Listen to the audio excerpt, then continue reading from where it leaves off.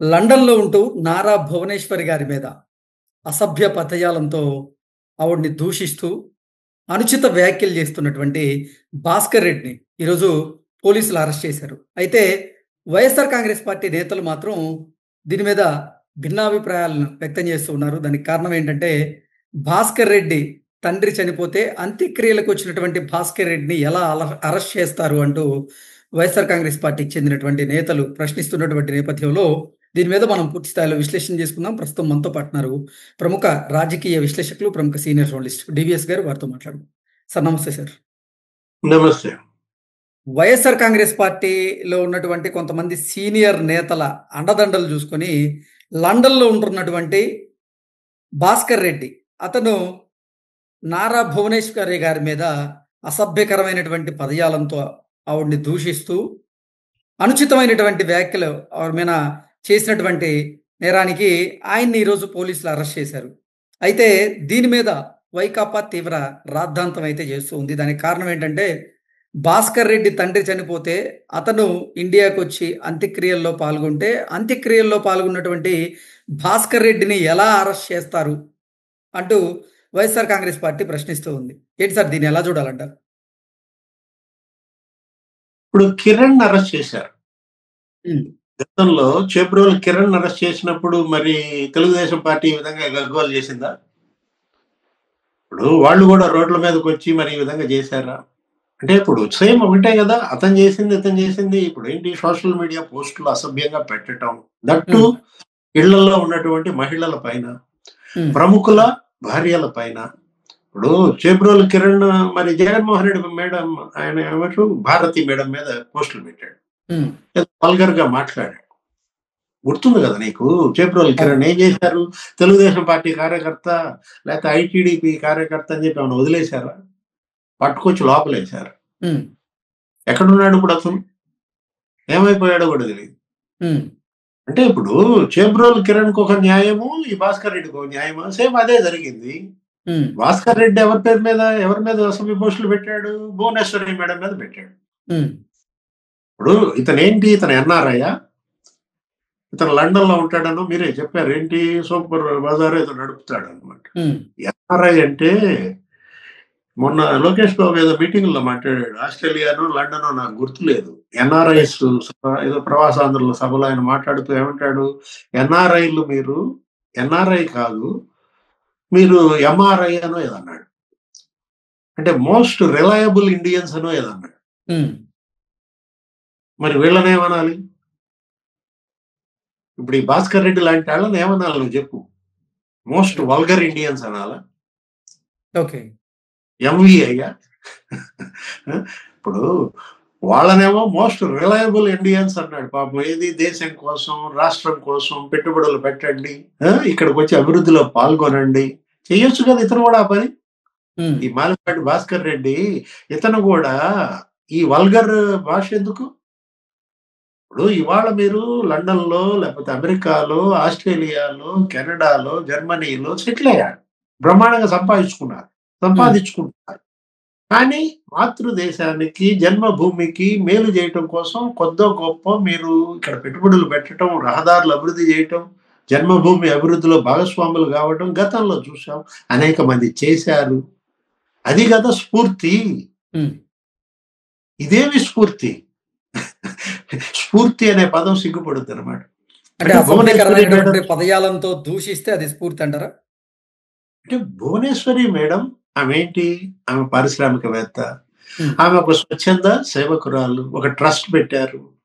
NTR charitable trust ద్వారా ఆమె ఒక కార్పొరేట్ సేవలు అందిస్తున్నారు. అరే 25 ఏళ్లుగా ఆ ట్రస్ట్ అంత గొప్ప సేవలు అందిస్తుంటే, ఆమెకు అవార్డులు వస్తుంటే, హ్మ్. చేతనైతే అభినందించండి. మీరు అంతకు మించిన రెట్టింపు స్ఫూర్తితో సేవలో పాల్గొనండి. హ్మ్. సమాజ సేవలో పోటీ పడాలి గాని ఈ అసభ్య దూషణ పదజాలంలో పోటీ ఏంటి కృష్ణ? ఇది చీడ. ఇది సమాజానికి పట్టిన పీడ. ఏది, ఈ చీడ పీడలను వదల్చమన్నదే కోర్టు. హ్మ్. అంటే వైఎస్ జగన్మోహన్ రెడ్డి సతీమణి గారైనటువంటి వైఎస్ భారతీ రెడ్డి గారి మీద ఎవరైనా అసభ్యకరమైనటువంటి పదజాలంతో మాట్లాడినా, దూషించినా గగ్గోలు పెట్టేటువంటి వైఎస్ఆర్ కాంగ్రెస్ పార్టీ నేతలు, కార్యకర్తలు మరి ఇప్పుడు నారా భువనేశ్వరి గారి మీద అసభ్యకరమైనటువంటి పదజాలంతో దూషిస్తూ ఆవిడ్ని అనుచితమైనటువంటి వ్యాఖ్యలు చేసిన భాస్కర్ రెడ్డిని అరెస్ట్ చేస్తే మాత్రం దాన్ని ఎలా ఖండిస్తారంటారు? అంటే వీళ్ళే తులసి మొక్కలు. ఇప్పుడు జగన్మోహన్ రెడ్డి నిన్న చెప్పాడు చూసావా, మీరు తులసి మొక్కల్లా ఎదగాలన్నాడు చూసావా. అంటే జగన్ తులసి మొక్క ఇది. ఎవరు ఈ భాస్కర్ రెడ్డి మొన్న యువతతో మీ భేటీలో మాట్లాడాడు. మీరు నిష్కల్మషమైన రాజకీయాలు నడపాలి, కల్మషం లేనాళ్ళు అనేదేదో నీతులు చెప్తాడు. ఇలాంటి వాళ్ళని ప్రోత్సహించడమా? ఇది తులసి మొక్క, గంజాయి మొక్క, నువ్వే చెప్పు. ఇప్పుడు భువనేశ్వరి మేడమే కాదు కదా బాధితురాలు, జగన్ తల్లే బాధితురాలయ్యా, జగన్ చెల్లెళ్లే బాధితులు కదా. ఈ ఈ ఈ పిశాచులు ఏది వీళ్ళనేమనాలో నాకైతే అర్థం కావట్లా. ఎవరు విజయమ్మను వదిలిపెట్టారా? అరే షర్మిల రాజశేఖర రెడ్డికి పుట్టలేదని పోస్టులు పెట్టారా? ఏం చేయాలి? ఆ పోస్టులు పెట్టినా ఏం చేయాలి నువ్వు చెప్పు.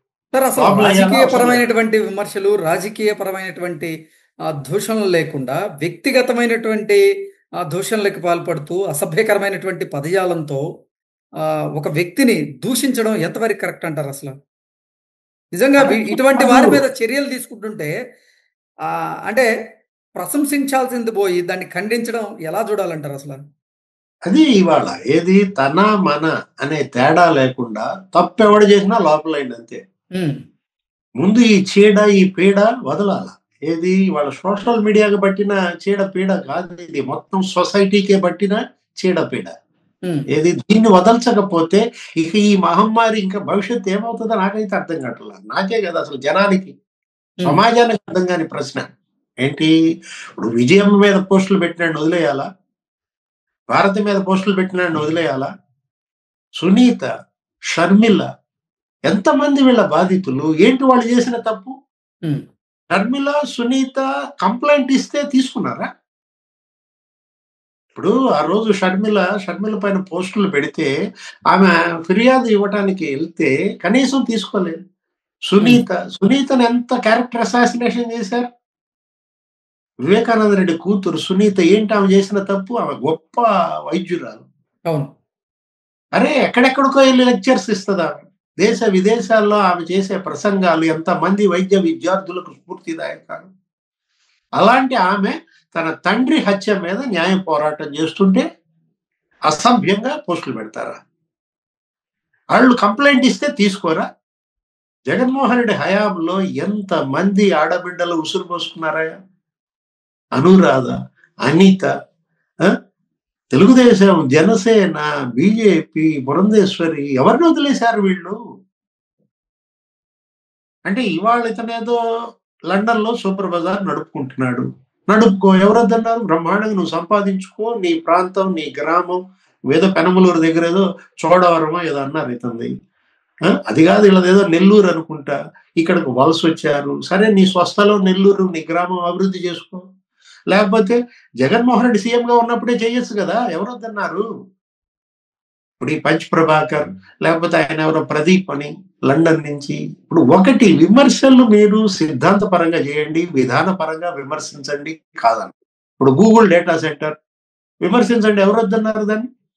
ఇప్పుడు దానివల్ల ఉష్ణ తాపం పెరిగిపోద్ది, అక్కడ జనం ఉండలేరు, లేకపోతే ఏదో రకరకాలు పెడుతున్నారు కదా. విద్యుత్ కోతలు, విద్యుత్ కొరత, నీళ్ల కొరత, భవిష్యత్తు తలుచుకుంటే భయం వేస్తుంది, రకరకాలుగా పెడుతున్నారు దానిపైన.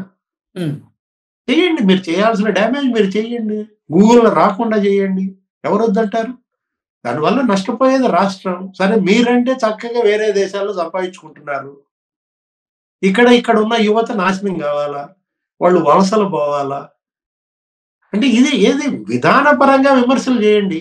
ఇప్పుడు ఏపీ లిక్కర్ పాలసీ ఏదో తెచ్చింది, జగన్ లిక్కర్ పాలసీ వీళ్ళు మార్చారు, దాన్ని విమర్శించండి, దానిపైన పోస్టులు పెట్టండి, టీసీఎస్ మీద పెట్టండి.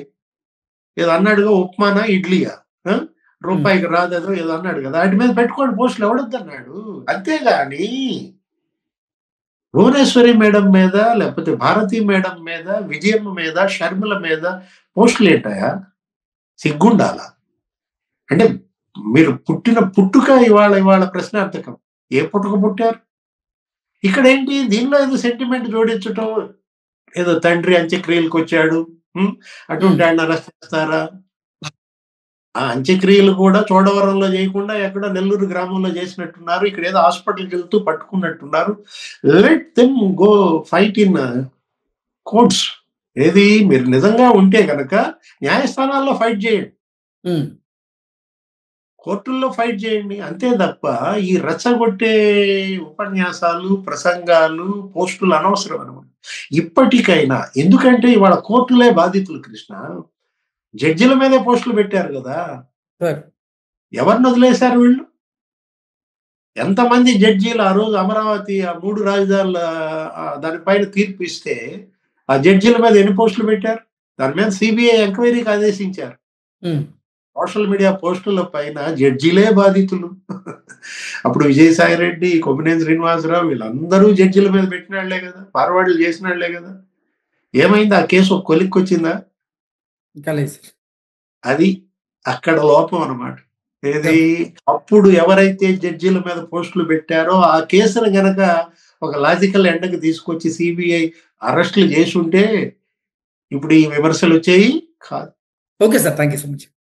నమస్తే.